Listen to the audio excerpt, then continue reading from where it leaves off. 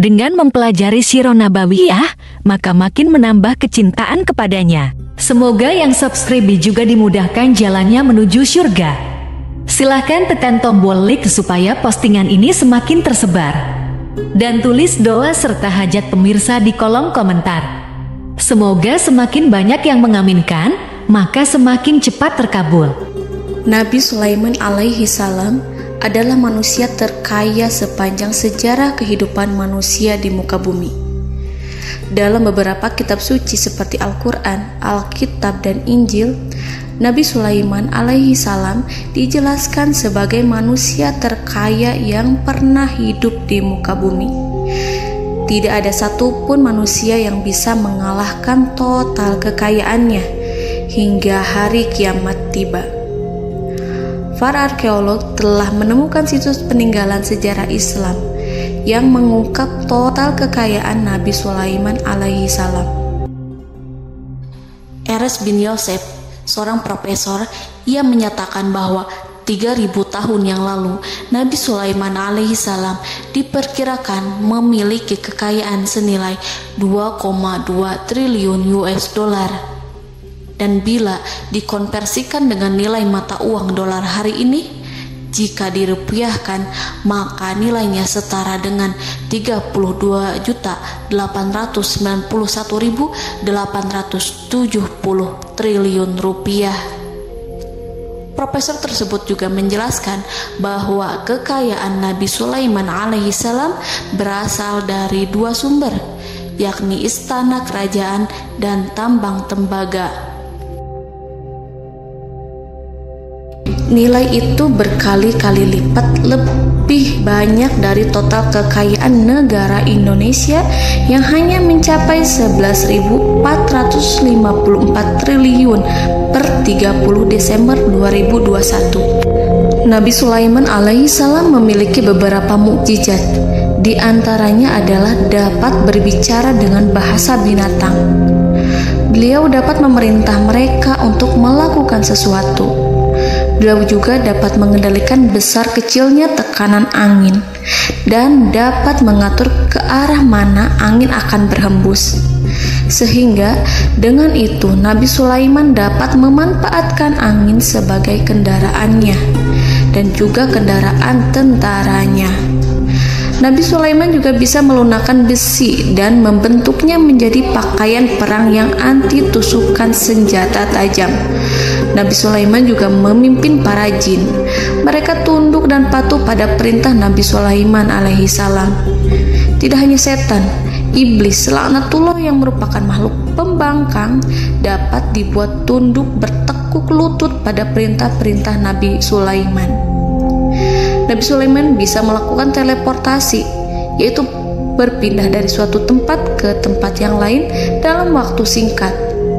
Peristiwa itu dibuktikan dengan pemindahan singgasana Ratu Balqis atas perintah Nabi Sulaiman. Nabi Sulaiman dikenal sebagai raja yang adil dan bijaksana. Nabi Sulaiman diberkahi kecerdasan yang luar biasa untuk menyatu padukan segenap kekuatan yang Allah berikan kepadanya. Ia mengelola dan membawa kerajaannya menjadi kekuatan raksasa yang tak terkalahkan di masanya dengan segenap kemampuan yang dimilikinya. Tentara Nabi Sulaiman adalah tentara terkuat di bumi tanpa ada yang menandingi. Pertanyaan mendasar yang muncul kali ini adalah dari mana sumber kekayaan dan kekuatan Nabi Sulaiman alaihi salam? Untuk mendapatkan jawaban dari pertanyaan ini, simak video ini sampai selesai. Sebelum itu, mari bantu channel ini terus berkembang dengan cara subscribe dan nyalakan tanda loncengnya.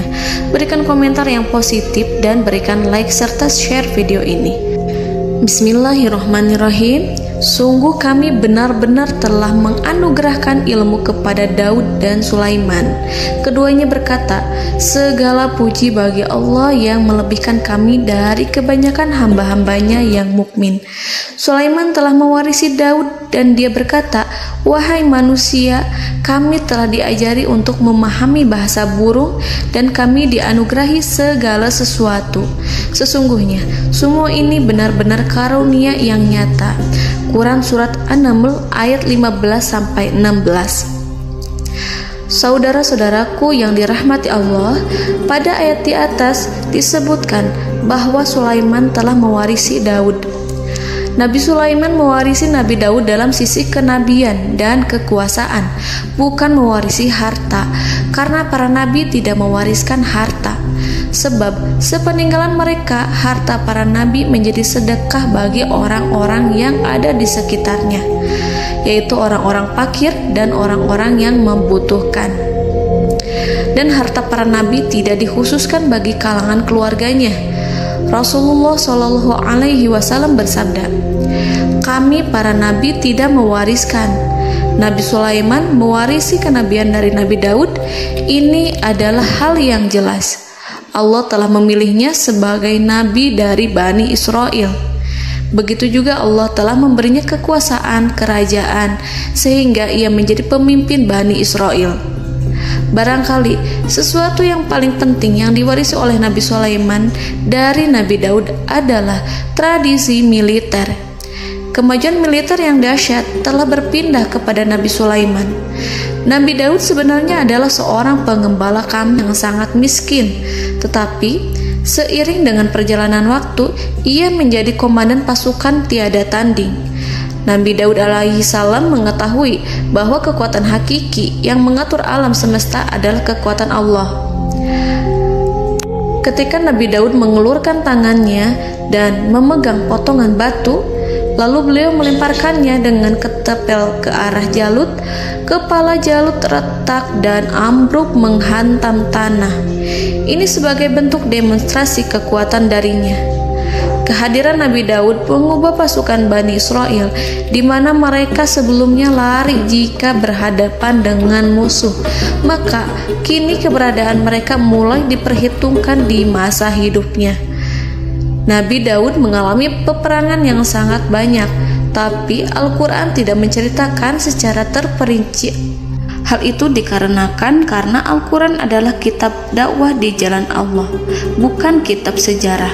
Al-Quran hanya menceritakan di dalam Al-Quran surat Shad ayat 20, "Dan kami kuatkan kerajaannya, kerajaan Daud." Ayat tersebut berarti bahwa Nabi Daud belum terkalahkan dalam peperangan yang diikutinya. Di samping dukungan yang Allah berikan kepadanya, juga pasukan dan rakyatnya, di mana mereka adalah orang-orang yang bertauhid, menyerahkan diri kepada Allah. Allah Subhanahu wa Ta'ala mengajarkan kepada Nabi Daud hal-hal yang menjadikan pasukannya memiliki keistimewaan yang dengannya mereka dapat mengalahkan pasukan-pasukan lain, pasukan-pasukan besar yang ada di bumi pada saat itu. Allah Subhanahu wa Ta'ala berfirman dalam surat Saba ayat 10, "Dan kami telah melunakkan besi untuknya." Baju besi mungkin akan menjadi masalah dalam benak kita. Ketika orang-orang yang berperang, baju besi cukup mengganggu gerakan mereka. Kita bisa membayangkan ketika ada dua orang berperang, salah satu dapat bergerak bebas, sementara yang lainnya tidak leluasa bergerak karena tertahan dengan pakaiannya. Namun, dengan kekuasaan Allah, Nabi Daud dapat melunakkan besi dan membuat baju besi yang ringan, yang mudah untuk digunakan. Ini adalah kemajuan penting yang Allah berikan kepada Nabi Daud dan tentaranya. Kemajuan itu kemudian diajarkan, diwariskan dan dimiliki oleh Nabi Sulaiman alaihi salam. Nabi Sulaiman memiliki pasukan dahsyat yang melebihi pasukan manapun di bumi saat itu, atau bahkan mungkin saat ini. Bahkan Allah menambahkan karunia-Nya kepada Nabi Sulaiman yang disebutkan dalam Al-Quran surat An-Naml ayat 16. "Dan Sulaiman telah mewarisi Daud, dan dia berkata, 'Wahai manusia, kami telah diberi pengertian tentang suara burung, dan kami diberi segala sesuatu. Sesungguhnya ini benar-benar suatu karunia yang nyata.'"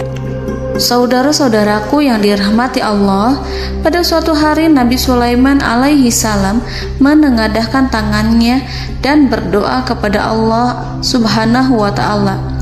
Antara hati Nabi dan Allah tidak ada penghalang, tidak ada jarak, tidak ada sekatan waktu, tidak ada satupun dari para nabi yang berdoa kepada Allah kecuali doanya pasti dikabulkan. Doa Nabi Sulaiman alaihi salam direkam dalam Al-Quran surat Shad ayat 35.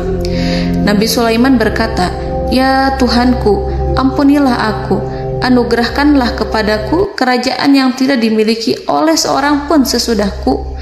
Nabi Sulaiman menginginkan dari Allah sesuatu kerajaan yang belum pernah diperoleh oleh siapapun setelahnya. Allah Subhanahu wa Ta'ala mengabulkan doa Nabi Sulaiman dan memberinya kerajaan tersebut. Nabi Sulaiman mewarisi kekuasaan, kenabian, hikmah ilmu dari Nabi Daud alaihi salam. Orang-orang menyebut Nabi Sulaiman Al-Hakim, Sulaiman yang bijaksana. Kebijaksanaan Nabi Sulaiman tidak terbatas pada keadilannya di tengah-tengah manusia dan juga kasih sayangnya kepada mereka. Namun, kebijaksanaan Nabi Sulaiman juga berlaku di kalangan burung dan binatang lainnya. Nabi Daud juga mengenal bahasa burung, tetapi Nabi Sulaiman dapat berbicara dengan bahasa burung. Bahkan, ia dapat menggantikannya sebagai pembantunya. Ketika Nabi Daud bertasbih di gunung, burung-burung serta binatang buas ikut bertasbih bersamanya.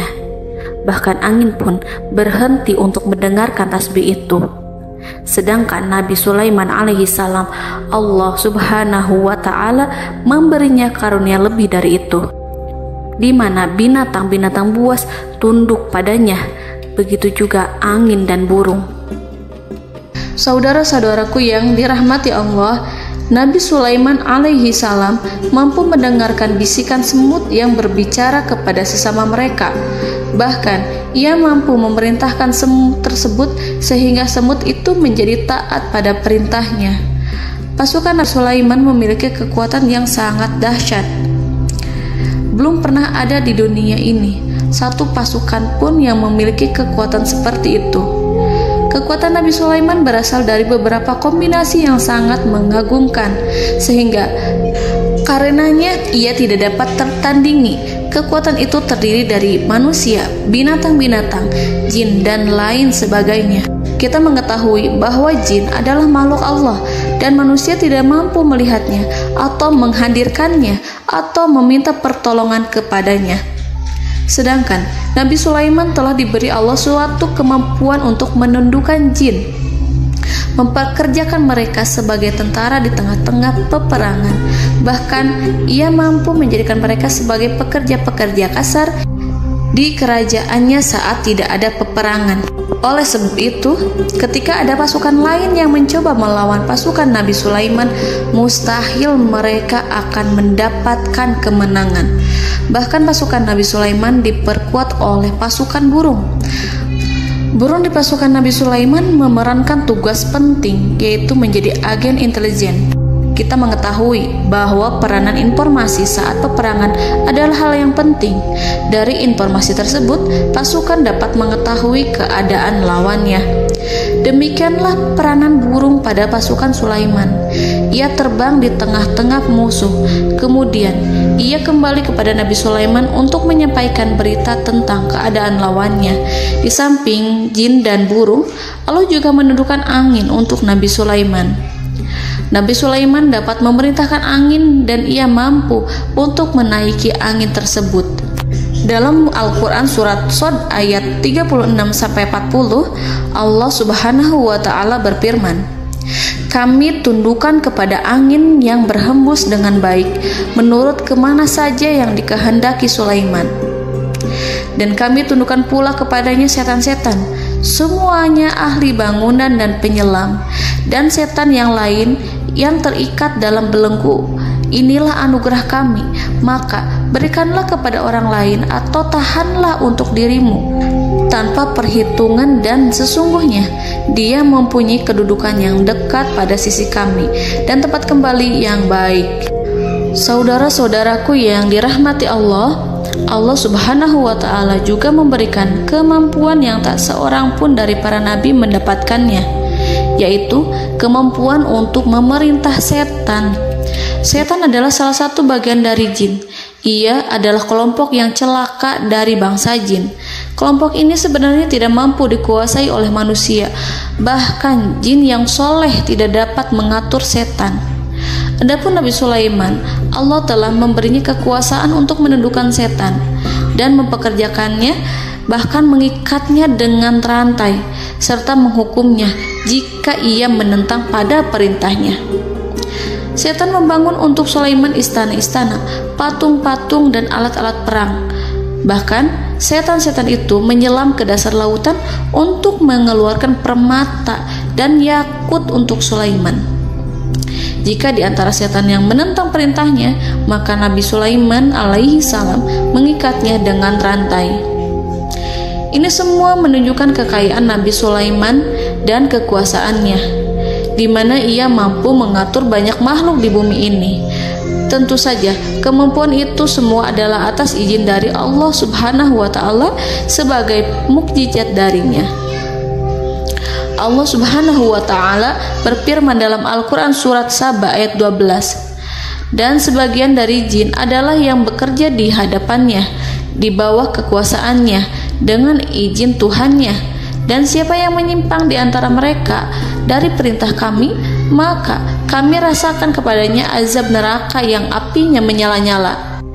Para jin itu membuat untuk Sulaiman apa yang dikehendakinya, dari gedung-gedung yang tinggi, patung-patung, dan piring-piring yang besarnya seperti kolam, atau periuk yang tetap berada di atas tungku.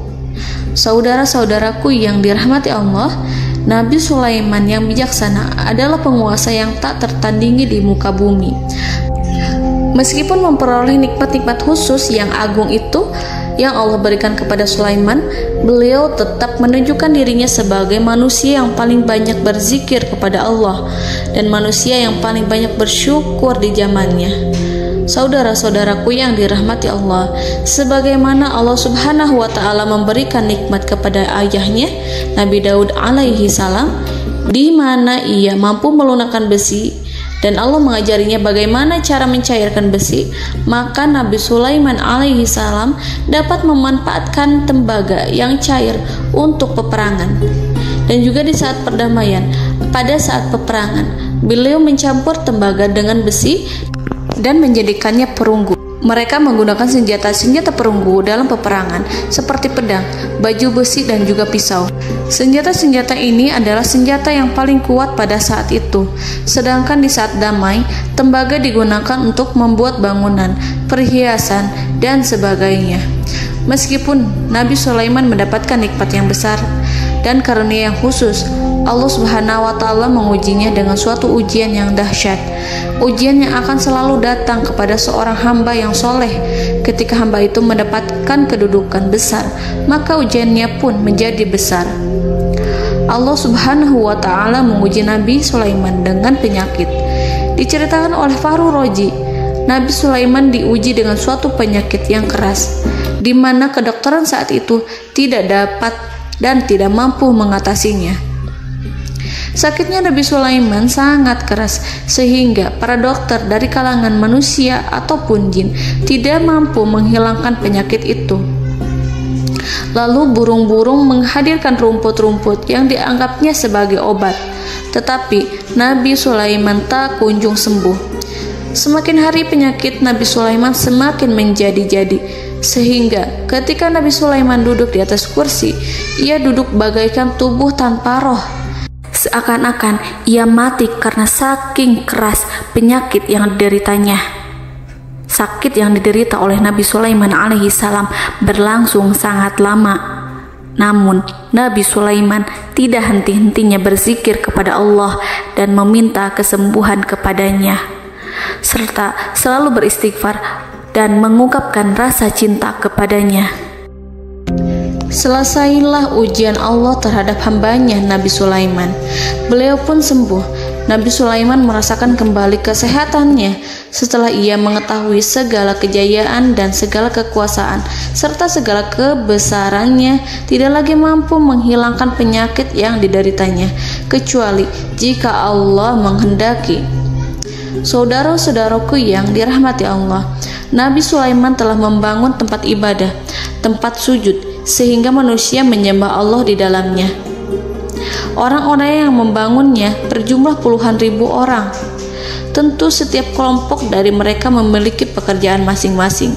Di antara mereka ada yang mencairkan tembaga, di antara mereka ada yang tukang pahat, ada yang tukang ukir, ada yang membelah batu, ada yang memotong kayu, ada yang mendatangkan rumput-rumput dari Libanon, ada yang mendatangkan emas dan menjadikannya lempengan-lempengan yang mengkilat untuk menutupi kayu, serta untuk melapisi dinding-dinding.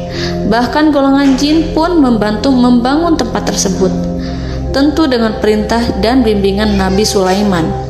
Mereka membuat patung-patung yang besar, membuat bejana yang besar untuk tempat makan para tentara dan pekerja, yaitu bejana seperti gunung. Karena saking berat dan besarnya, mereka juga membuat tempat-tempat minum yang besarnya seperti kolam. Nabi Sulaiman mengawasi para pekerjanya dan juga mengurusi masyarakatnya, di mana beliau mengenali problem mereka dan berusaha memecahkannya. Beliau juga mengawasi pasukan dari kalangan binatang dan burung. Beliau mengetahui apabila ada satu di antara mereka yang tidak datang, kemana ia pergi, serta mengapa ia pergi. Nabi Sulaiman menguasai pengetahuan itu semua. Nabi Sulaiman bukan hanya mengetahui problem tentara-tentaranya dari kalangan manusia ataupun tentaranya dari kalangan burung, namun ia juga menunjukkan kasih sayang terhadap semut, di mana beliau mendengar bisikannya dan tidak suka untuk menginjaknya. Nabi Sulaiman selalu menundukkan kepalanya ke bumi sebagai bentuk rasa rendah diri dan syukur kepada Allah. Pada suatu hari, Nabi Sulaiman alaihi salam berjalan di depan tentaranya dan tiba-tiba ia mendengar suara semut yang berkata kepada temannya dari kalangan semut.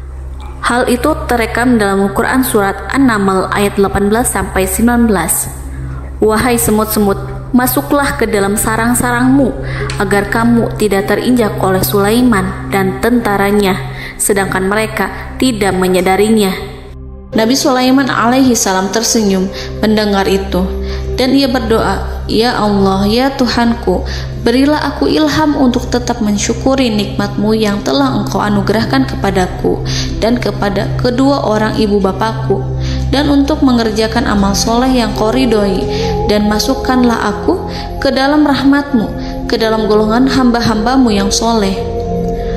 Saudara-saudaraku yang dirahmati Allah, meskipun Nabi Sulaiman mendapatkan kekuasaan dan memiliki tentara yang besar, namun beliau menunjukkan kasih sayang terhadap bangsa semut. Beliau mendengarkan bisikannya dan melihat semut yang ada di depannya. Oleh karena itu, tak mungkin baginya untuk menginjak golongan semut itu. Nabi Sulaiman bersyukur kepada Allah telah memberinya nikmat, yaitu nikmat rahmat dan kasih sayang. Di samping itu, Nabi Sulaiman alaihi salam adalah orang paling kaya di dunia. Istananya terbuat dari kayu gaharu yang memiliki wangi harum. Istananya terbuat dari emas yang terkadang dari kristal. Beliau juga memiliki kursi besar yang terbuat dari emas dan permata. Istana Nabi Sulaiman merupakan istana yang paling besar di dunia. Nabi Sulaiman menggunakan pakaian dari emas dan permata.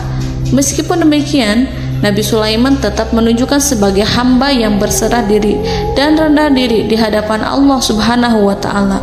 Nabi Sulaiman yang merendahkan diri di hadapan Allah, ia selalu sujud kepada Allah sebagaimana ayahnya yang selalu bertasbih pada Allah. Nabi Sulaiman selalu melantunkan lagu-lagu cinta ilahi dan hanya memuji Allah Subhanahu wa Ta'ala. Pada suatu hari, Nabi Sulaiman alaihi salam mengeluarkan perintah kepada pasukannya untuk bersiap-siap. Kemudian, Nabi Sulaiman keluar dan memeriksa pasukannya satu demi satu. Kelompok yang pertama adalah kelompok manusia. Nabi Sulaiman memperhatikan kesiapan mereka. Lalu Nabi Sulaiman mengeluarkan perintah-perintah kepada mereka. Kemudian Nabi Sulaiman memeriksa kelompok jin dan menyampaikan perintahnya kepada mereka. Beliau memenjarakan jin yang tampak bermalas-malasan saat bekerja. Lalu beliau memeriksa binatang dan berkata kepada mereka, apakah mereka sudah makan dengan baik? Apakah mereka tidur dengan nyenyak? Apakah ada yang mengadu pada mereka, misalkan karena penyediaan makanan yang tidak layak? Apakah ada di sana yang sakit dan lain sebagainya? Ketika Nabi Sulaiman merasa puas dengan semuanya, Nabi Sulaiman memasuki tenda tempat berkumpulnya para burung. Nabi Sulaiman alaihissalam kemudian memasuki tenda tersebut, mengamati keadaan di sekitarnya, sehingga beliau mengetahui bahwa ada satu burung yang tidak hadir, yaitu burung hudhud. Mengapa aku tidak melihat burung hudhud? Burung-burung yang lain tampak terdiam sebagai penghormatan, dan mereka mendengarkan apa yang akan dikatakan pemimpin mereka. Nabi Sulaiman mengarahkan pandangannya pada semua burung dan tidak menemukan burung hudhud di antara mereka. Tak seekor burung pun yang mengetahui keberadaannya. Burung hudhud absen pada apel wajib kali ini. Nabi Sulaiman mulai menampakkan kemarahannya. Tiba-tiba, seekor burung kecil memberanikan diri untuk berkata kepada Nabi Sulaiman, "Wahai Nabi yang mulia, seharusnya hudhud ada bersamaku kemarin untuk melaksanakan tugas penyelidikan. Ia adalah pemimpin misi itu. Namun, burung hudhud belum datang. Oleh karena itu, aku tidak pergi bersamanya." Burung itu tampak gemetar. Nabi Sulaiman mengetahui bahwa hudhud tidak hadir dan tak seorang pun mengetahui kemana ia pergi. Burung hudhud pergi tanpa izin terlebih dahulu. Dalam keadaan marah, Nabi Sulaiman berkata, "Sungguh aku benar-benar akan mengazabnya dengan azab yang sangat keras, atau benar-benar menyembelihnya, kecuali jika ia benar-benar datang kepadaku dengan alasan yang jelas."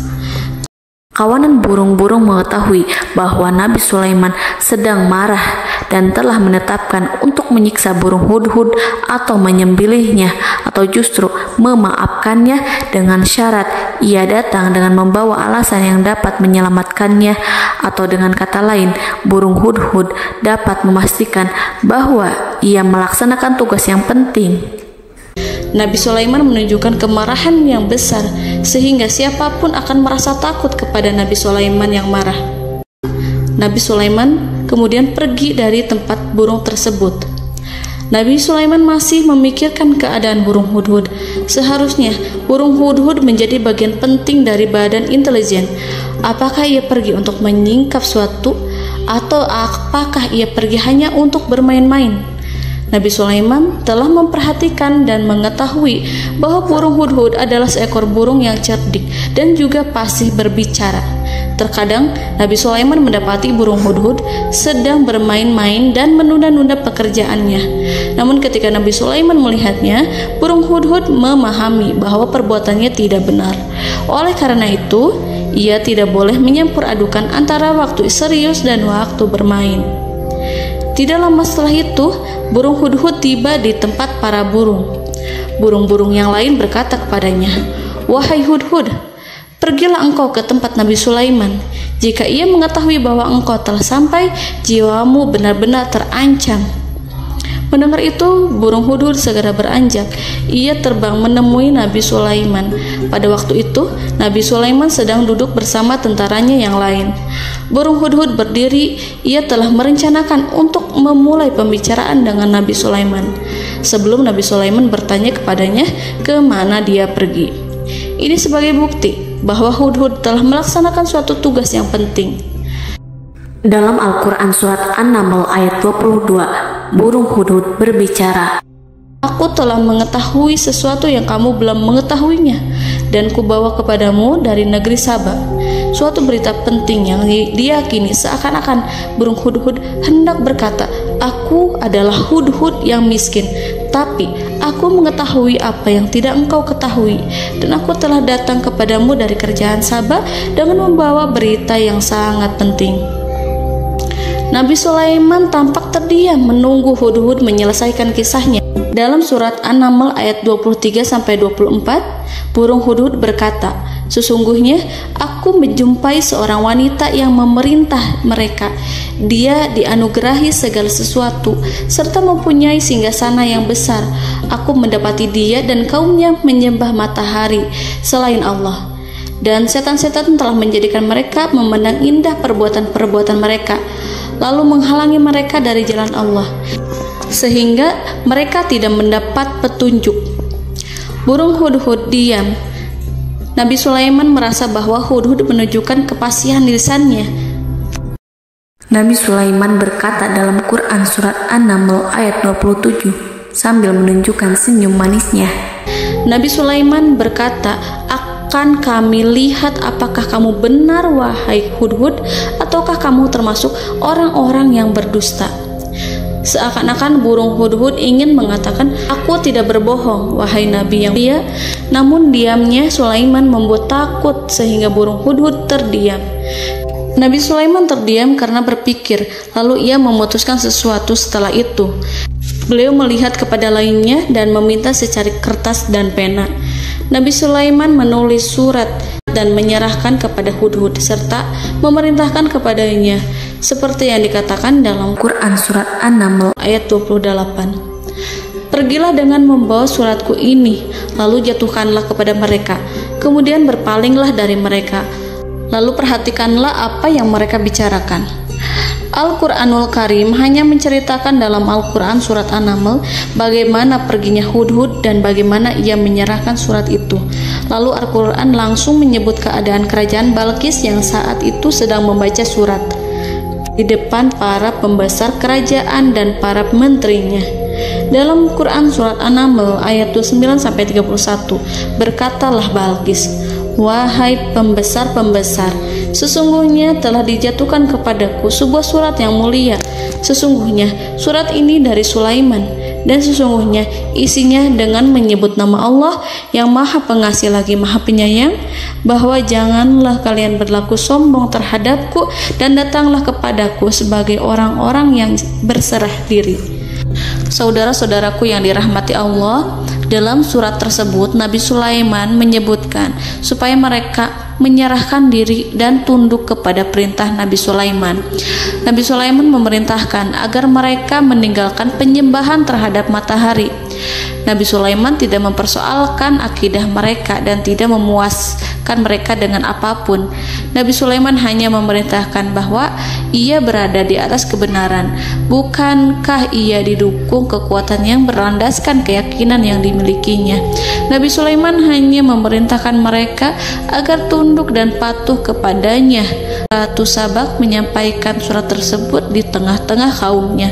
Dalam Quran surat An-Naml ayat 32 dijelaskan, "Dan berkatalah Balqis, wahai para pembesar, berilah aku pertimbangan dalam urusanku ini.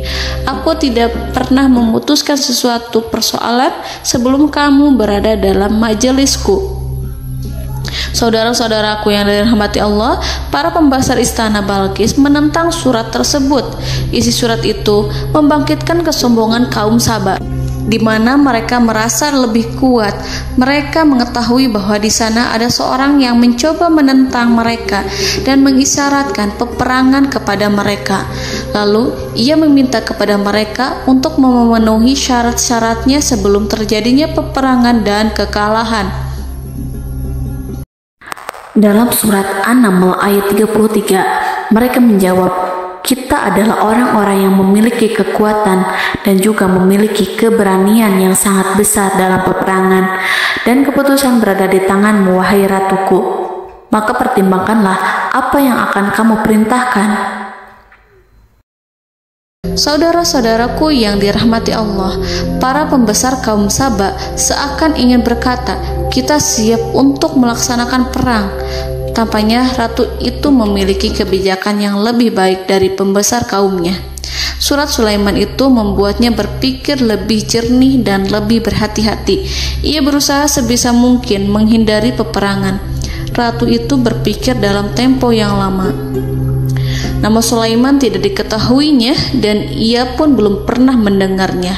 Oleh karena itu, Ratu kaum Saba tidak mampu mengetahui dan mendeteksi seberapa besar kekuatan Nabi Sulaiman. Boleh jadi Nabi Sulaiman memiliki kekuatan yang dahsyat, sehingga ia mampu memerangi kekuasaannya dan mengalahkannya. Kemudian Ratu memperhatikan apa yang ada di sekelilingnya. Ia melihat kemajuan masyarakatnya dan juga kekayaannya. Barangkali ia mengira bahwa Nabi Sulaiman iri terhadap kemajuan dan kekayaannya itu, sehingga Nabi Sulaiman ingin menyerangnya. Setelah mempertimbangkan isi surat Nabi Sulaiman dengan cermat, Ratu Saba memilih untuk tidak bersikap ceroboh dan bodoh. Ratu lebih suka untuk menggunakan bahasa kelembutan. Ia mengirim kepada Nabi Sulaiman suatu hadiah yang besar. Ratu mengira bahwa Nabi Sulaiman seorang yang ambisius, yang boleh jadi ia telah mendengar tentang kekayaan kerajaan Saba. Para utusan pergi dengan membawa hadiah dari Ratu Saba. Ratu berharap agar mereka dapat memasuki kerajaan Nabi Sulaiman dan akan mengetahui kondisi kerajaannya. Saat mereka pulang, Ratu ingin mendengar secara langsung dari mereka tentang bagaimana keadaan kaum Nabi Sulaiman dan pasukannya. Setelah mendapatkan informasi yang cukup, maka Ratu Balqis dapat membuat sesuatu keputusan yang tepat. Ratu menyembunyikan apa yang terlintas dalam pikirannya, lalu ia berbicara kepada pembesar istananya bahwa ia dapat menyingkap niat jahat Raja Sulaiman melalui cara mengirimkan hadiah kepadanya. Ratu lebih memilih cara tersebut dan menunggu reaksi dari Nabi Sulaiman. Ratu berhasil memuaskan para pembesar istana, dan untuk sementara ia menghilangkan ide untuk berperang. Karena para raja jika menyerang suatu desa, maka pemimpin desa tersebut adalah orang yang paling banyak mendapatkan kehinaan. Akhirnya, para pembesar kaumnya merasa puas dengan pikiran Ratu Balqis. Saudara-saudaraku yang dirahmati Allah, dalam surat An-Naml ayat 34-35 dijelaskan, Ratu Balqis berkata, "Sesungguhnya raja-raja apabila memasuki suatu negeri, niscaya mereka akan membinasakannya dan menjadikan penduduknya yang mulia menjadi hina, dan demikian pula lah yang akan mereka perbuat. Dan sesungguhnya aku akan mengirim utusan kepada mereka dengan membawa hadiah, dan aku akan menunggu apa yang akan dibawa kembali oleh utusan itu." Kemudian sampailah hadiah dari Ratu Balqis kepada Nabi Sulaiman. Para intelijen Nabi Sulaiman memberitahunya bahwa utusan Balqis datang dengan membawa hadiah. Nabi Sulaiman langsung mengetahui bahwa Ratu Balqis itu sengaja mengirim orang-orangnya untuk mengetahui atau untuk mendapatkan informasi tentang kekuatannya. Lalu setelah itu ia akan mengambil keputusan atau mengambil sikap kepada kerajaan Sulaiman. Nabi Sulaiman segera memanggil semua pasukannya untuk berkumpul. Utusan Balqis segera memasuki istana Nabi yang dipenuhi dengan pasukan yang besar bersenjata. Melihat itu, utusan Ratu Balqis tercengang dan terkejut ketika mereka melihat kekayaan yang mereka bawa tidak ada apa-apanya dibandingkan dengan kerajaan Nabi Sulaiman. Hadiah mereka tampak tidak berarti. Emas yang mereka bawa tampak tidak memiliki makna saat mereka memasuki istana Nabi Sulaiman yang terbuat dari kayu-kayu pohon gaharu yang mengeluarkan bau yang harum serta dihiasi dengan emas permata. Para utusan Ratu Balqis berdiri bersama Nabi Sulaiman dan menyaksikan bagaimana Nabi Sulaiman mengendalikan pasukannya. Kemudian mereka mulai berpikir tentang kekuatan dan kualitas pasukan Nabi Sulaiman. Betapa kagetnya mereka ketika melihat di tengah-tengah pasukan itu terdapat singa, burung, dan tentara dari kalangan manusia yang mampu terbang. Mereka pun sadar bahwa mereka di hadapan pasukan yang tiada tandingannya. Selesailah demonstrasi pasukan Nabi Sulaiman. Kemudian para utusan ratu dipersilahkan maju ke tempat hidangan makanan. Para utusan itu sangat terkejut ketika melihat berbagai macam makanan dari penjuru dunia ada di depannya. Dan di antara makanan itu terdapat pula makanan yang biasa ditemukan di negeri mereka. Tetapi mereka melihat bahwa makanan itu memiliki rasa yang lebih istimewa. Selain itu, Piring-piring yang ada di terbuat dari emas, dan mereka dilayani oleh laki-laki yang berhias dengan emas. Di meja makan itu terdapat burung, ikan laut, dan berbagai macam daging yang mereka tidak mampu lagi membedakan daging apa itu. Nabi Sulaiman tidak makan bersama mereka, tapi beliau makan dengan menggunakan piring yang terbuat dari kayu. Beliau memakan roti yang kering yang dicampur dengan minyak. Inilah makanan yang dipilih Nabi Sulaiman. Makan bersama mereka dalam keadaan diam, mereka merasa kehadiran Nabi Sulaiman menciptakan suatu wibawa yang luar biasa. Selesai perjamuan itu, lalu dengan sangat malu mereka menyerahkan hadiah dari Ratu Balqis kepada Nabi Sulaiman. Hadiah itu berupa emas yang bagi mereka hadiah itu sangat bernilai tinggi. Tapi di sini hadiah itu tampak kecil di hadapan kekayaan Nabi Sulaiman yang sangat mengagumkan. Nabi Sulaiman memperhatikan hadiah dari Ratu Balqis itu dan berkata dalam Quran surat An-Naml ayat 36, "Maka apa yang diberikan Allah kepadaku lebih baik daripada apa yang diberikannya kepadamu, tetapi kamu merasa bangga dengan hadiahmu." Raja Sulaiman menyingkap dengan kata-katanya yang singkat itu penolakannya terhadap hadiah mereka. Ia memberitahu utusan itu bahwa ia tidak menerima hadiah tersebut. Ia tidak merasa puas dengan hadiah itu. Yang membuatnya puas hanyalah, "Janganlah kalian berlaku sombong terhadapku, dan datanglah kepadaku sebagai orang-orang yang berserah diri." Lalu Nabi Sulaiman berkata kepada mereka dengan pelan. Hal itu diabadikan dalam Quran surat An-Naml ayat 37. "Kembalilah kepada mereka. Kami akan mendatangi mereka dengan bala tentara yang mereka tidak kuasa melawannya, dan pasti kami akan mengusir mereka dari negeri itu, yaitu negeri Saba, dengan terhina, dan mereka akan menjadi tawanan-tawanan yang hina." Saudara-saudaraku yang dirahmati Allah, Nabi Sulaiman kemudian meninggalkan para utusan ratu setelah terlebih dahulu mengancam mereka. Para utusan itu berharap agar Nabi Sulaiman mau menunggu kunjungan Ratu Balqis yang akan membawa misi perdamaian. Akhirnya sampailah para utusan Ratu Balqis ke negeri Saba. Mereka segera menuju istana sang ratu. Mereka memberitahu bahwa negeri mereka sedang ada di ujung tanduk. Mereka menceritakan kepada ratu tentang kekuatan Nabi Sulaiman dan tidak mungkin bagi mereka mampu melawannya. Mereka meyakinkan Ratu Balqis bahwa ia harus mengunjunginya dan melihat sendiri bagaimana kebesaran kerajaan Nabi Sulaiman. Kemudian ratu menyiapkan dirinya untuk pergi menuju kerajaan Nabi Sulaiman. Nabi Sulaiman duduk di kursi kerajaan di tengah-tengah para pembesarnya dan para menterinya serta para komandan pasukannya. Beliau berpikir tentang sosok Ratu Balqis. Nabi Sulaiman mengetahui bahwa Ratu Balqis menuju tempatnya. Balqis dikelilingi rasa takut. Nabi Sulaiman berpikir sejenak tentang bagaimana matahari disembah. Ia memikirkan bagaimana informasi yang diterima oleh intelijennya tentang kemajuan kerajaan Balqis dalam bidang kesenian dan ilmu pengetahuan. Nabi Sulaiman bertanya kepada dirinya sendiri, apakah kemajuan menjadi penghalang untuk mengetahui kebenaran?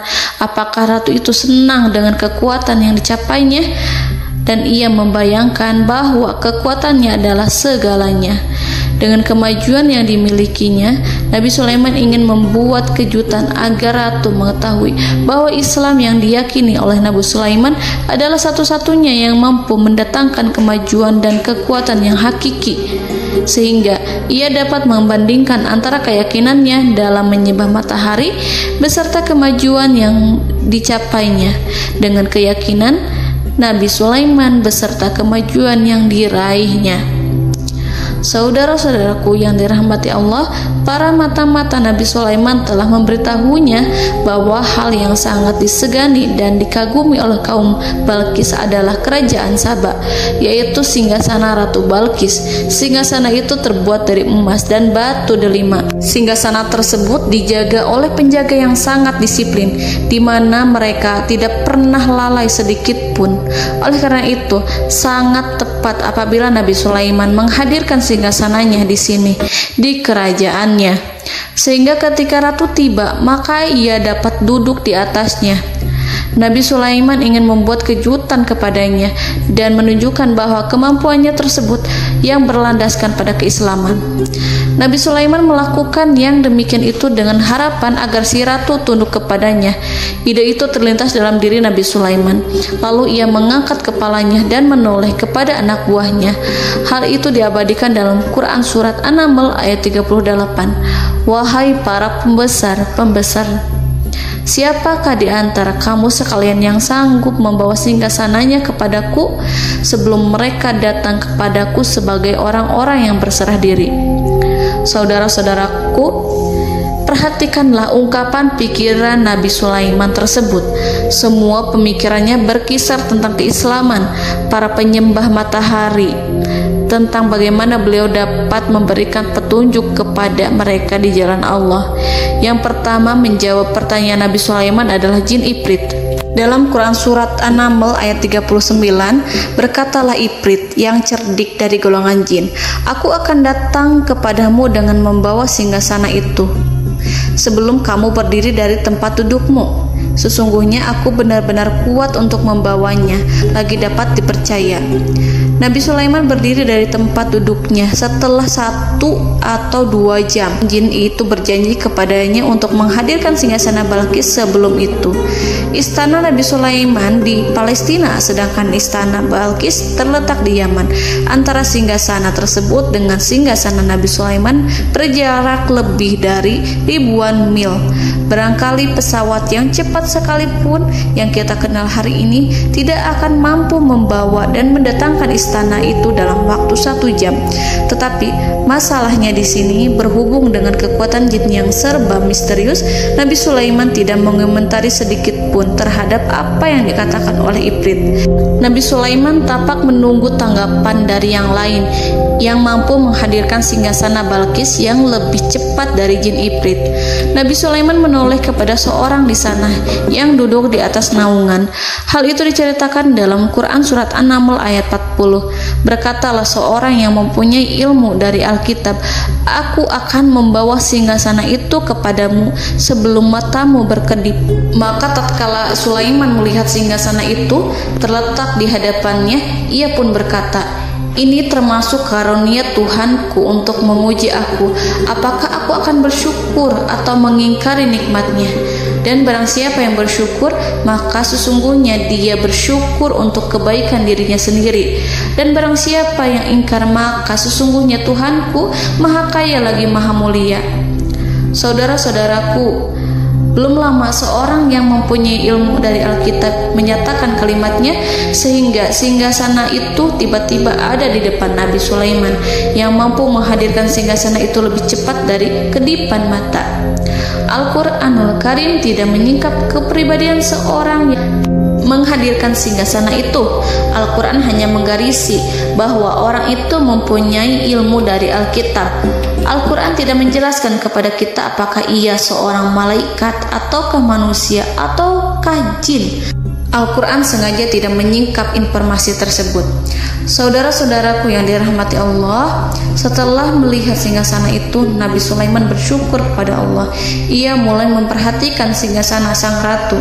Singgasana tersebut merupakan simbol pembangunan dan juga kemajuan, tetapi tampaknya ia hanya sesuatu yang biasa saja jika dibandingkan dengan kekuasaan dan kebesaran ciptaan yang dibuat oleh manusia jin di kalangan istana Nabi Sulaiman. Nabi Sulaiman memikirkan dalam tempo yang lama singgasana Ratu Balkis itu. Kemudian beliau memerintahkan agar singgasana itu diperbaiki, sehingga saat Ratu Balkis datang, Nabi Sulaiman akan mengujinya apakah Ratu Balkis dapat mengenali singgasananya ataukah tidak. Dalam Al-Quran surat An-Naml ayat 41, Nabi Sulaiman berkata, "Ubahlah baginya singgasananya, maka kita akan melihat apakah dia mengenal ataukah dia termasuk orang-orang yang tidak mengenalnya." Saudara-saudaraku yang dirahmati Allah, Nabi Sulaiman memerintahkan agar dibangun istana yang akan digunakan untuk menyambut Ratu Balqis. Nabi Sulaiman memilih tempat di laut dan ia memerintahkan agar dibangun suatu istana di mana sebagian besar terdiri dari air laut. Nabi Sulaiman memerintahkan agar lantainya itu terbuat dari kaca yang tebal dan kuat, sehingga orang-orang yang berjalan di atas istana itu akan dapat melihat di bawahnya ada ikan-ikan yang berwarna-warni yang berenang-renang ke sana kemari, dan mereka akan melihat rumput-rumput laut yang bergerak-gerak. Akhirnya, selesailah pembangunan istana itu. Saking bersihnya kaca lantainya sehingga tampak di sana tidak ada kaca. Burung hudhud memberitahu Nabi Sulaiman bahwa Ratu Balqis telah sampai di dekat kerajaannya. Kemudian Ratu Balqis datang. Al-Quran tidak menyebutkan keadaan Nabi Sulaiman saat menyambut Balqis, namun Al-Quran menunjukkan dua sikap Ratu Balqis ketika pertama kali datang. Yang pertama, bagaimana sikap Ratu Balqis ketika pertama kali melihat singgasananya yang datang mendahuluinya, padahal ia telah meninggalkan pengawalnya untuk setia menjaga singgasana itu.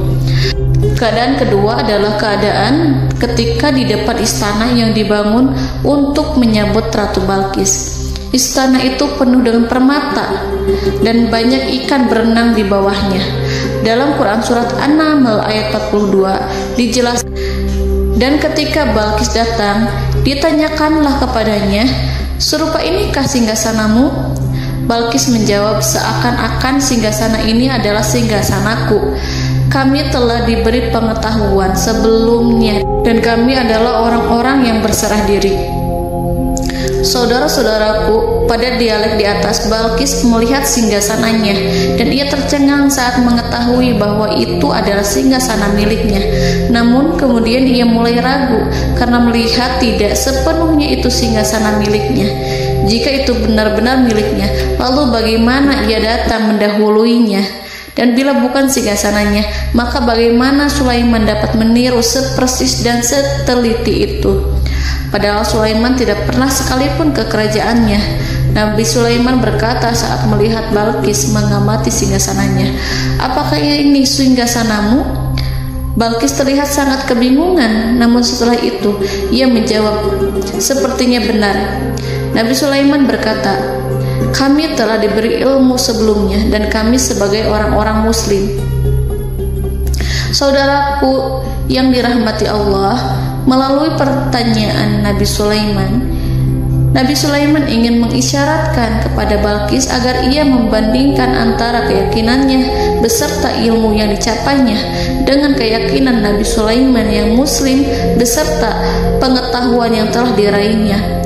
Penyembahan terhadap matahari dan pencapaian ilmu yang dicapai oleh Ratu Balqis tanpa tidak ada apa-apanya dibandingkan dengan ilmu Nabi Sulaiman dan keislamannya. Nabi Sulaiman telah mendahuluinya dalam bidang ilmu karena keislamannya. Karena itu, sangat mudah baginya untuk mengungguli Balqis dalam ilmu-ilmu yang lainnya. Demikianlah yang disyaratkan dalam pertanyaan Nabi Sulaiman kepada Ratu Balqis. Ratu Saba itu mengetahui bahwa ini adalah singgasananya, di mana singgasana itu datang lebih dahulu daripada dirinya. Beberapa bagian darinya telah diubah saat Balqis masih di perjalanan menuju ke tempat Nabi Sulaiman. Ia berpikir kemampuan apa yang dimiliki Nabi Sulaiman. Ratu Balqis tercengang melihat apa yang disaksikannya, yang berupa buah dari keimanan Nabi Sulaiman dan hubungannya dengan Allah Subhanahu wa Ta'ala. Sebagaimana Balqis juga tercengang ketika melihat kemajuan di bidang ilmu pembangunan, seni, dan ilmu-ilmu yang lainnya. Maka ia tidak lebih kagum lagi saat melihat hubungan yang kuat antara keislaman Nabi Sulaiman dengan ilmunya, serta kemajuan yang diraihnya. Dalam Al-Quran surat An-Naml ayat 43 dijelaskan Dan apa yang disembahnya selama ini selain Allah mencegahnya untuk melahirkan keislamannya, karena sesungguhnya ia terdahulu termasuk orang-orang yang kafir. Saudara-saudaraku yang dirahmati Allah, bergoncanglah dalam benak Balqis ribuan hal ketika melihat keyakinan kaumnya runtuh di hadapan Nabi Sulaiman.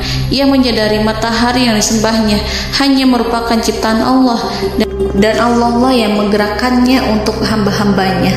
Lalu terbitlah matahari kebenaran dalam dirinya. Hatinya diterangi oleh cahaya baru yang tidak akan tenggelam seperti tenggelamnya matahari. Masa keislamannya hanya menunggu waktu. Ratu Balqis memilih waktu yang tepat untuk mengumumkan keislamannya.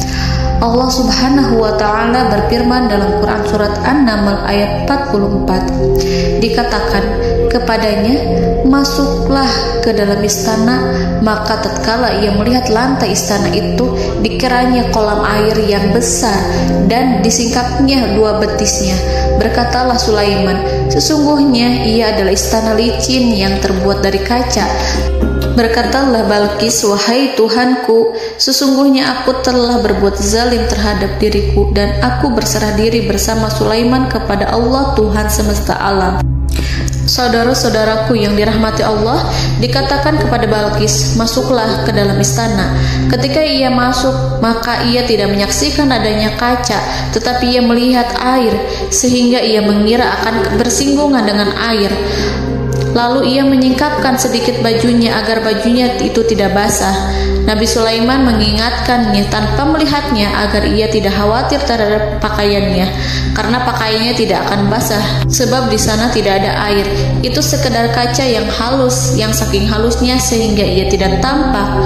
Pada kesempatan itulah Balqis mengumumkan keislamannya yang mengakui kelalimannya, dan ia menyatakan menyerahkan diri kepada Nabi Sulaiman dan kepada Allah Tuhan semesta alam. Lalu kaumnya pun mengikutinya dan mereka memeluk Islam. Balqis menyadari ia berhadapan dengan penguasa yang terbesar di bumi dan Nabi Allah yang mulia.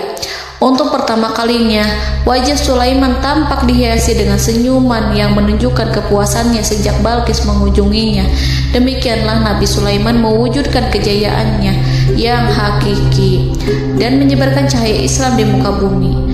Saudara-saudaraku, Al-Quran tidak menyebutkan kisah Balqis setelah keislamannya. Para ahli tafsir mengatakan bahwa ia menikah dengan Nabi Sulaiman.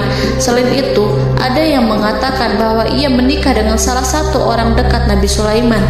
Ada juga yang mengatakan bahwa sebagian Raja Habasyah adalah keturunan dari buah perkawinan ini. Wallahu a'lam bishawab. Saudara-saudaraku yang dirahmati Allah, Nabi Sulaiman hidup di tengah-tengah kejayaan dan kemuliaan di bumi. Kemudian Allah menetapkan kematian untuknya, sebagaimana kehidupan Sulaiman berada di puncak kemuliaan dan kejayaan yang penuh dengan keajaiban yang luar biasa. Maka kematiannya pun merupakan tanda-tanda kebesaran Allah yang penuh dengan keajaiban. Demikianlah bahwa kematiannya sesuai dengan kehidupannya, sesuai dengan kejayaannya. Allah berfirman tentang kematian Sulaiman di dalam Al-Quran Surat Saba ayat 14. Maka tatkala kami telah menetapkan kematian Nabi Sulaiman, tidak ada yang menunjukkan kepada mereka kematiannya itu kecuali rayap yang memakan tongkatnya. Maka tatkala ia telah tersungkur, tahulah jin bahwa kalau sekiranya mereka mengetahui yang gaib, tentulah mereka tidak akan tetap dalam siksa yang menghinakan. Saudara-saudaraku, kemampuan Nabi Sulaiman untuk menundukkan jin dan mempekerjakan mereka serta hubungan mereka dengan semua itu menimbulkan fitnah di tengah-tengah manusia dalam hal tertentu. Kematian Nabi Sulaiman merupakan batasan jawaban terhadap fitnah ini. Kami tidak mengetahui siapa yang mengklaim bahwa jin mengetahui hal yang gaib. Apakah itu setan yang terkutuk, atau jin yang bodoh, atau manusia yang tertipu? Kami tidak mengetahui siapa yang bertanggung jawab terhadap tersebarnya isu yang keliru ini. Yang kita ketahui adalah bahwa hal tersebut adalah mempengaruhi sebagian manusia dan jin. Barangkali manusia berkata kepada diri mereka, selama jin melakukan perbuatan yang luar biasa ini, maka apa gerangan yang menjadikan mereka tidak mengetahui hal yang gaib itu? Manusia itu lupa bahwa kunci kegaiban berada di tangan Allah. Masalah ilmu gaib tidak akan mampu dikuasai oleh jin dan manusia. Hanya Dia yang mengetahuinya, dan manusia diberitahu hanya sedikit sekali. Saudara-saudaraku yang dirahmati Allah, seakan-akan Allah telah merencanakan bahwa kematian Sulaiman bertujuan untuk menghancurkan pemikiran itu, yaitu pemikiran bahwa jin mengetahui hal-hal yang gaib. Jin bekerja untuk Nabi Sulaiman selama beliau hidup, dan tatkala beliau meninggal, maka tugas mereka menjadi bebas. Nabi Sulaiman meninggal tanpa diketahui oleh jin, sehingga mereka tetap bekerja untuk mereka, tetap mengabdi kepada Sulaiman. Seandainya mereka mengetahui hal yang gaib, niscaya mereka tidak akan meneruskan pekerjaan mereka. Saudara-saudaraku, pada suatu hari Nabi Sulaiman memasuki mihrabnya untuk itikaf ibadah dan beribadah kepada Allah. Tak seorang pun yang berani mengganggu khalwatnya. Mihrab Sulaiman terletak di puncak gunung dan dindingnya terbuat dari permata. Pada suatu hari, Nabi Sulaiman duduk bersandar pada tongkatnya dan ia tampak tenggelam dalam tafakur. Beliau berzikir pada Allah hingga rasa kantuk menguasainya. Lalu setelah itu malaikat maut menemuinya. Nabi Sulaiman pun meninggal. Beliau bersandar kepada tongkatnya. Jin melihatnya dan mengira bahwa beliau sedang sholat, sehingga mereka pun terus melanjutkan pekerjaannya. Berlalulah hari demi hari yang panjang. Datanglah rayap, yaitu semut kecil yang memakan kayu. Hewan itu mulai memakan tongkat Nabi Sulaiman. Rayap itu tampak lapar. Sebagian dari tongkat Nabi Sulaiman dimakan beberapa hari oleh rayap itu. Ketika yang dimakannya semakin bertambah, maka tongkat itu pun menjadi rusak dan kemudian jatuh dari tangan Nabi Sulaiman alaihi salam. Tubuh mulia itu kehilangan keseimbangan dan kemudian jatuh terhempas di bumi. Tatkala tubuh suci itu tersungkur, maka manusia segera menuju ke arahnya. Mereka menyadari dan mengetahui bahwa Nabi Sulaiman telah meninggal dalam waktu yang lama. Jin menyadari bahwa mereka tidak mengetahui hal yang gaib, dan manusia pun mengetahui hakikat ini. Seandainya jin mengetahui hal yang gaib, niscaya ia tidak akan meneruskan siksa yang hina. Mereka tidak akan bekerja kepada Sulaiman. Demikianlah Nabi Sulaiman alaihi salam meninggal dalam keadaan duduk dan sholat di mihrabnya. Lalu berita itu tersebar bagaikan api di bumi. Manusia, burung, dan binatang buas mengantarkan jenazah Nabi Sulaiman. Sekawanan burung tampak sedih dan menangis. Semua makhluk bersedih. Akhirnya tak seorang pun mengetahui bahasa burung di bumi. Meninggallah seorang yang memahami pembicaraan burung, binatang-binatang, jin, dan lain sebagainya. Burung-burung itu berkata, betapa beratnya kehidupan di tengah orang-orang yang tidak mengetahui pembicaraan kita. Wallahu a'lam.